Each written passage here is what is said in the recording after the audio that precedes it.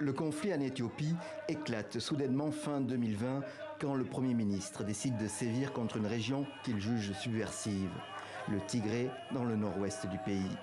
Celle-ci est de fait largement contrôlée par le TPLF, une ancienne rébellion devenue parti politique mais qui conserve ses forces armées.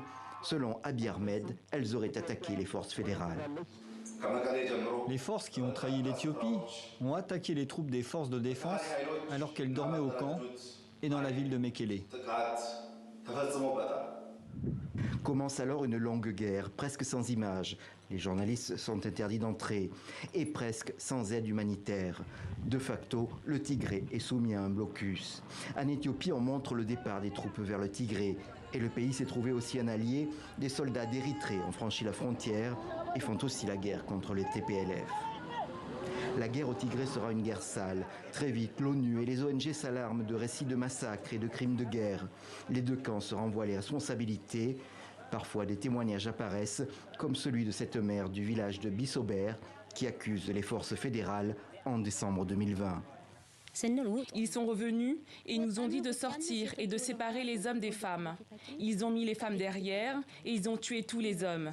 Nous avons crié fort, mais nous étions impuissants. Nous sommes restés là avec les cadavres et nous sommes partis au bout de 2 jours. Offensive et contre-offensive, la guerre va se poursuivre pendant toute l'année 2021.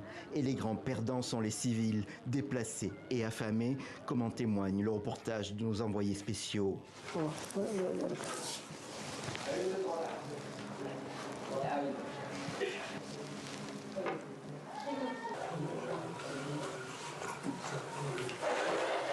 Combien de kilos? 2 kilos vite. En mars 2022, le gouvernement fédéral avait décrété une trêve humanitaire suivie par le TPLF.